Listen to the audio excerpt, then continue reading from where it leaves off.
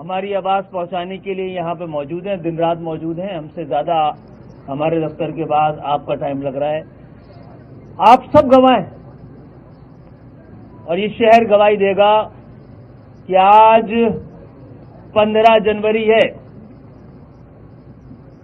اور 15 جنوری تک رات کے 1 بجے تک ہم اس شہر کو انصاف دینے کے لیے اور اس بات کے لیے کہ یہاں کے ایک ایک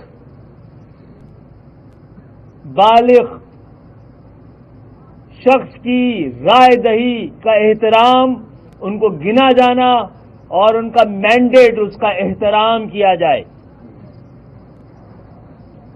آپ سب گواہ ہیں کہ ہم اس پوری بلدیاتی الیکشن میں ہم نے یہ کہا تھا کہ اس میں پہلے ہی دھاندلی ہو چکی ہے، یہ پری پول ریگنگ ہو چکی ہے، اس لیے اس انتخاب کو کوئی انتخاب نہیں سمجھ سکتا اور ہم اس کو انتخاب ماننے سے انکار کرتے ہیں.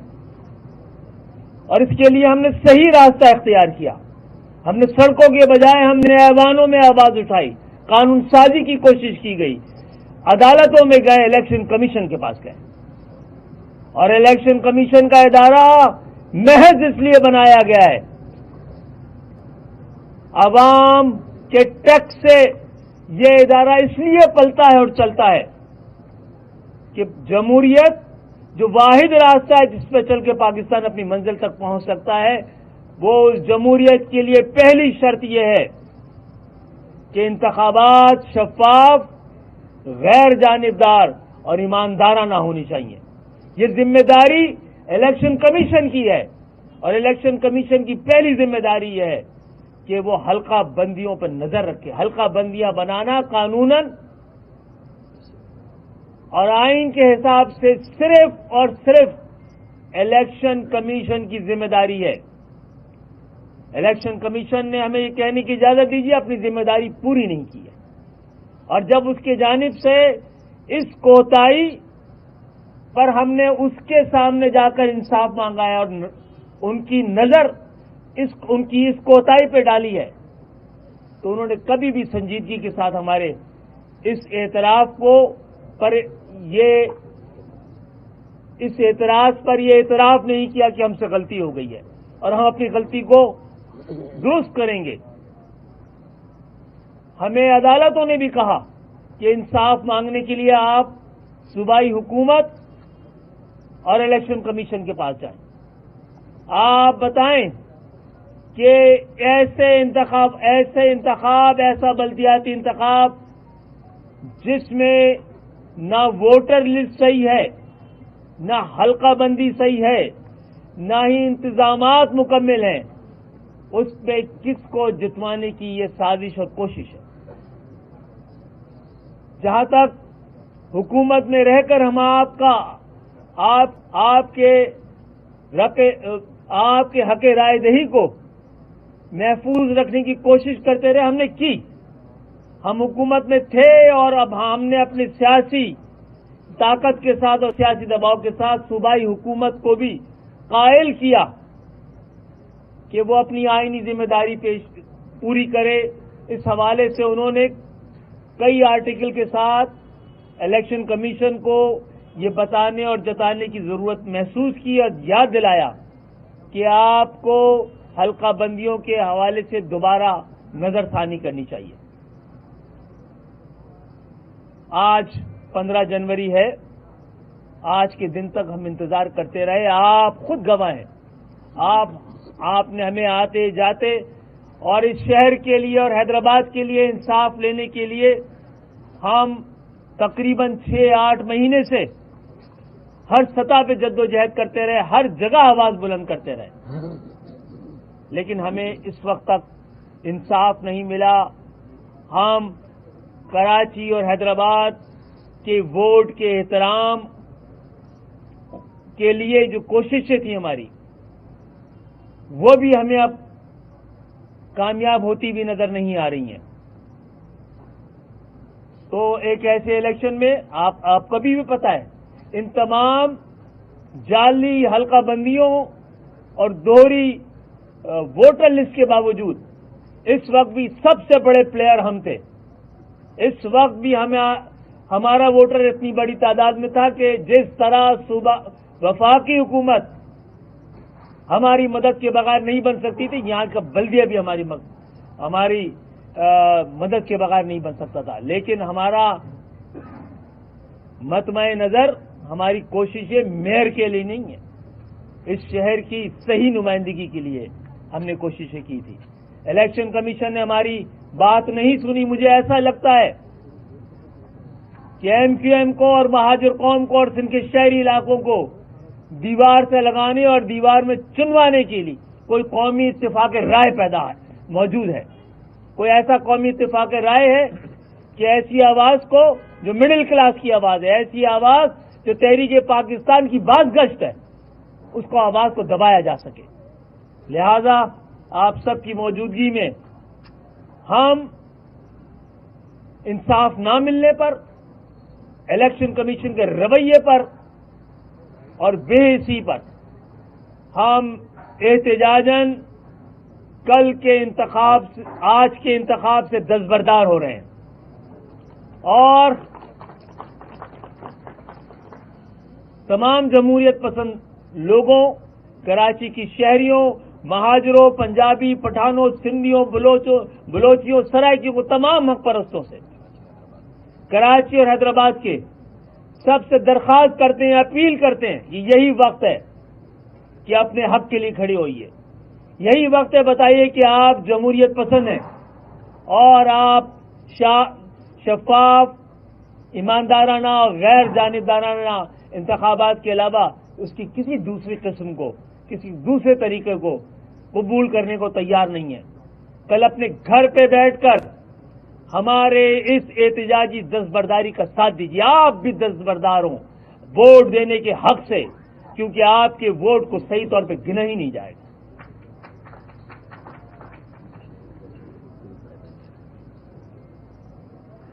کراچی میں 18 کے انتخاب گواہ ہے. جو لوگ جیتے تھے وہ حیران تھے اور جنہوں نے جتوایا تھا وہ پریشان تھے. اب مجھے نہیں پتا کون جتوانا کس کو چاہتا ہے. لہذا ایک ایسا انتخاب جس میں کراچی، حیدرآباد کے عام فرد کے لیے کچھ نہیں ہے، ایک ایسا انتخاب جس کے وطن سے جمہوریت پھوٹ ہی نہیں رہی ہے، ایک ایسا انتخاب جو ایک مینڈیٹ کی نشاندہی نہیں کر رہا ہے، ایک مینڈیٹ کو ریفلیکٹ ہی نہیں کر رہا ہے، جینوئن مینڈیٹ کو. تو ہم اس گناہ میں شریک نہ ہوں. آپ سب کے مستقبل، آپ کے بچوں کے مستقبل کا سوال ہے. اس سے آپ کو، عام شہریوں کو، اس انتخاب کے ثمرات سے کوئی فائدہ نہیں، آپ تک پہنچنا ہی نہیں ہے اس ثمرات. تو میں دوبارہ تمام لوگوں سے اپیل کرتا ہوں کہ جو سازش ہے، اور اس شہر میں ہم چاہتے تھے کہ ایماندارانہ الیکشن ہو، چاہے کوئی جیتے، جو جیتتا ہم اس کو ہی جیتا ہوا کامیاب سمجھتے. انتخابات میں کامیاب ہونے کے لیے کوششیں کرنا یہ سب کا حق ہے، لیکن انتخابات چھیننے کی کسی کو اجازت نہیں دی جا سکتی ہے. تو ہم احتجاجاً دستبردار ہو رہے ہیں اور کل کے انتخاب کو، کل کے الیکشن کو ہم الیکشن تسلیم کرتے نہیں ہیں. اس کے خلاف آواز بلند کرتے رہیں گے. ہم جا کر کل سے ہی عوامی رائے کو مجتمع کریں گے، اپنے لوگوں کو کھڑا کریں گے اور بتائیں گے کہ یہ انتخاب آپ کے خلاف ایک سازش ہے. ڈاکٹر صاحب یہ بتا دیں کہ یہ آپ نے یہ فیصلہ جو کیا ہے، اس سے یہ نہیں کہ آپ نے دوسروں کے لیے میدان جو ہے وہ کھلا چھوڑا ہے. اگر آپ رہتے اس میں تو پھر مقابلہ تو ہوتا کم از کم یہ تو جناب، جیتنا محض عوام کو ہرا کے جیتنا، اصول ہار کر انتخاب جیتنے والے ہم نہیں ہیں جناب. جب ہم نے 93 میں بائیکاٹ کیا تھا قومی اسمبلی کا، اور قومی اسمبلی میں ایک بندہ ہمارا نہیں تھا، ہماری آواز کو پھر بھی کوئی دبا نہیں سکا. اور جن لوگوں نے 93 کے انتخابات میں اس کے باوجود حصہ لیا وہ تاریخ کا حصہ بن گئے. جہاں سے ہم نے 1,47,000 ووٹ لیا، کراچی کے ایک نامی گرامی احترام کے قابل جو امیدوار سامنے کھڑے تھے وہ 17,000 ووٹوں سے MNA بنے، اور اسمبلی میں جا کے ایک دن بات نہیں کر سکے۔ وہ ووٹیں اس سے تو جیت گئے لیکن اخلاقی طور پہ وہ ہار گئے سارے لوگ، اور اب بھی جو لوگ انتخابات میں کھڑے ہوں گے اخلاقی طور پہ وہ انتخابات ہارے ہوئے لوگ ہیں۔ 2000 دوسرا یہ ہے، جو بھی اب کراچی میں میئر آئے گا MQM کی خیرات پہ آئے گا۔ ہم نے 2000 جب جماعت اسلامی اس سازش کا مکمل طور پہ حصہ بنی ہوئی ہے، اس کو پتہ ہے، مانتے ہیں، تسلیم کرتے ہیں کہ جیری مینڈرنگ ہوئی ہے، بدترین جیری مینڈرنگ ہوئی ہے، پھر بھی انتخاب میں حصہ لینا چاہتے ہیں۔ ہم آج پہلے بھی جب MQM نہیں تھی، جب یہ جماعت اسلامی یہاں کی میئر بنی ہے، ہمارے آنے کے بعد کبھی نہیں بنی ہے، کر لیں دوبارہ آپ، یہاں پہ آ کے ہم نے آپ کو موقع دیا نا 2001 میں، آپ ایسا کر دیتے کراچی کے لوگوں کے لیے کہ ہم دوبارہ نہ آ پاتے۔ جب بھی آپ کے 2 سالہ دور کے بعد ہمارا یہ میئر آیا، لوگ بھول گئے کون سا میئر تھا، پھر ان کا میئر آیا، پھر ہمارا یہ میئر آیا، سب بھول گئے۔ آپ بتائیے کراچی کی کس دور کی لوگ نشاندہی کرتے ہیں؟ کون سا دور تھا جس میں دنیا کہہ رہی تھی کہ کراچی ترقی کر رہا ہے؟ MQM کا دور تھا یا کوئی اور دور تھا؟ اس سے پہلے بھی جس دور میں 28 سال کے ایک میئر نے تمام تر نامساعد حالات اور اس کے باوجود ورلڈ بینک سے پہلا ماس ٹرانزٹ پورے ساؤتھ ایسٹ ایشیا کے ہمارے دور پہ بنا ہے۔ تو جناب آپ ہمارا انتظار کیجئے، یہ انتخابات اور اس کے نتائج یہ شہر قبول نہیں کرے گا، شہر کے اصل وارث دوبارہ واپس آئیں گے۔ خالد بھائی، آپ نے یہاں پر ہی کھڑے ہو کے کہا تھا کہ آصف علی زرداری حکومت کا حصہ ہے، کل آپ کو پرائم منسٹر نے فون کیا، فضل الرحمان صاحب نے فون کیا، زرداری صاحب نے فون کیا، آپ کی کہیں کوئی بات نہیں سنی گئی، تو کس وجہ سے؟ جناب بات سنی، سب نے بات سنی، اور یہ بات سنی اور اس کے لیے بھیجا بھی گیا ہے۔ ہم نے دیکھیں ہمارے لیے بڑا آسان تھا، اور پیپلز پارٹی کے ساتھ ہماری تاریخ رہی ہے، مخاصمت کی بھی رہی ہے، مخالفت کی بھی رہی ہے، لیکن ہم جانتے ہیں کہ اس دفعہ انہوں نے کم سے کم یہ بات مانی اور اپنی کچھ چیزیں الیکشن کمیشن تک بھیجی تھیں۔ وزیر اعظم آخر تک ہمیں فون کرتے رہے، کوششیں کرتے رہے، ہم جا کے اور پوچھیں گے، ہم پوچھیں گے بھی کہ اگر وزیر اعظم کے پاس یہ اختیارات ہی نہ ہوں تو ہم کیسے مل کے ان کے اختیارات کو بڑھا سکتے ہیں، ورنہ پھر ہمارا جمہوریتوں کے لیے کہاں بیٹھنا ضروری ہے کہاں نہیں، اس کا ہم فیصلہ کریں گے۔ اور یہ بات وضاحت کر دوں آپ کے سوال کے ساتھ کہ ہم نے جب آپ غور کیجئے گا، جب ہم نے اتحاد کر کے وزیر اعظم بنائے ہیں یا حکومتوں کو حصہ رہے ہیں، یہ وہ دور تھا جب ہم نہ ہوتے تو حکومتیں بن نہ پاتی اور جمہوریت بچ نہ پاتی، پہلے بھی اور آج بھی۔ اس لیے ہم دوبارہ یہ یقین دہانی کرا رہے ہیں کہ جمہوریت کو بچانے کی ہم پہ ذمہ داری عائد ہے، ہم بچائیں گے، حکومت کے ساتھ کھڑے رہیں گے جمہوریت کے استحکام کے لیے، کیونکہ اس کے ساتھ پاکستان کی بقا وابستہ ہے۔ کل تک آپ یہ کہتے تھے کہ الیکشن ہو کر دکھائیں، ہم ہونے نہیں دیں گے، آج آپ کہہ رہے ہیں ہم بائیکاٹ کر رہے ہیں، تو آپ نے شکست سے پہلے شکست تسلیم کر؟ نہیں جناب، یہ انتخاب ہے ہی نہیں جس میں ہم نے یہی کہہ رہے تھے نا، جو انتخاب میں ہم حصہ نہیں لے رہے وہ انتخابات نہیں ہے، اور دیکھیے گا انتخابات کی کیا صورتحال ہوگی، یہ شرمندگی بن کے نظر آئے گا۔ جی ڈاکٹر صاحب، آپ نے یہاں کھڑے ہو کے کہا تھا کہ آصف علی زرداری سے بات ہوئی ہے، وہ مین آف دا ورڈز ہیں، وہ ہماری بات سنیں گے، لیکن ہم نے دوسری طرف دیکھا کہ بلاول بھٹو زرداری کے جو بیانات آج شام تک آئے وہ کہیں پر بھی مساحت والے نہیں تھے۔ ٹھیک ہے، وہ زرداری صاحب نے، پیپلز پارٹی نے آپ لوگوں کو بڑے طریقے سے کارنر کیا ہے، بڑے طریقے سے انہوں نے دیکھیے آپ کو بہلایا۔ نہیں، یہ نوٹیفیکیشن جو تھا 10-1 یہ ہم نے ہی کہا تھا نا، کیونکہ یہ وہ اختیار جو کہ محض صوبائی حکومت کا ہے وہ استعمال کیا تھا، الیکشن کمیشن کے پاس اختیار نہیں تھا اس کو ٹرن ڈاؤن کرنے کا، اختیار ہی نہیں تھا۔